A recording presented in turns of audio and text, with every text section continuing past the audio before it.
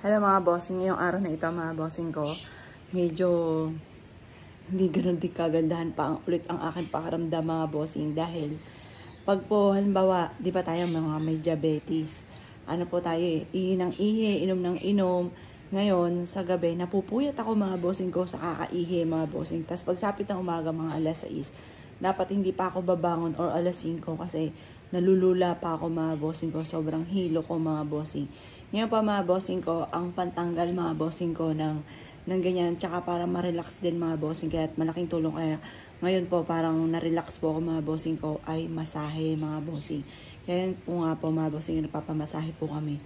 Kada, bawa sumasama po yung pakaramdam, ganun po mga bossing, parang yun ang panggamot mga bossing, bukod sa matulog ng mahimbing mga boss. Napasin ko po kasi mga bossing ko, kaya parang siguro mga nakalipas na buwan, kalipas na araw, ganun lagi nangyari sa akin. Ako nga po mga bossing ko ay tutulog kami 10. Tapos, pagtapos di 10 ngayon, magigising ako 11. Tapos magigising ako ng 1. Eh, hindi pa naman ako agad nakakatulog. Magigising ako ng 1, magigising ako ng 3, magigising ako ng 5. Pagising-gising ako, tapos hindi rin kaagad ako nakakatulog. Kaya pagsapit ng umaga, na sobrang sakit ng ulo ko mga bossing ko at nahihilo ko dahil kakunti nga po yung aking tulog mga bossing. Kanya pa yung mga napanood ko, para daw humaba ang buhay, kailangan may sapat ka na tulog mga bossing, lalo na 8 hours or kaya pag nagkakaedad na kahit mga 6 hours lang pero mahimbing dapat yung tulog ninyo sa loob ng 6 hours mga bossing.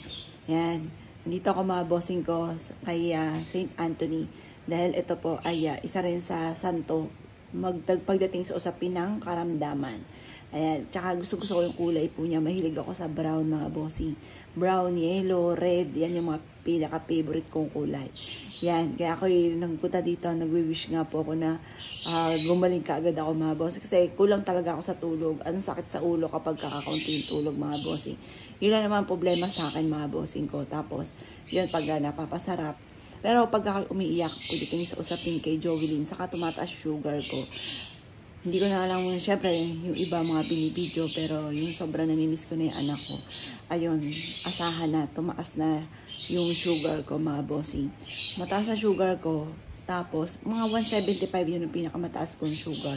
Hindi pa naman ako pumapalo sa 200. Pero dati-rate, nung hindi ko nga po alam na meron akong diabetes, 300 plus yung sugar ko, mga bossing.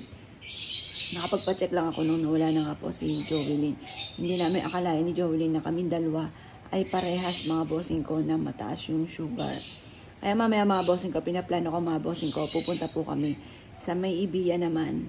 Yung mga stretching mga bossing ko, yung naglalagutukan yung leeg, yung mga braso, yun mga bossing. Kasi ang sarap sa pakiramdam ng ginaganong ka mga bossing ko, talagang sobrang nakaka-relax.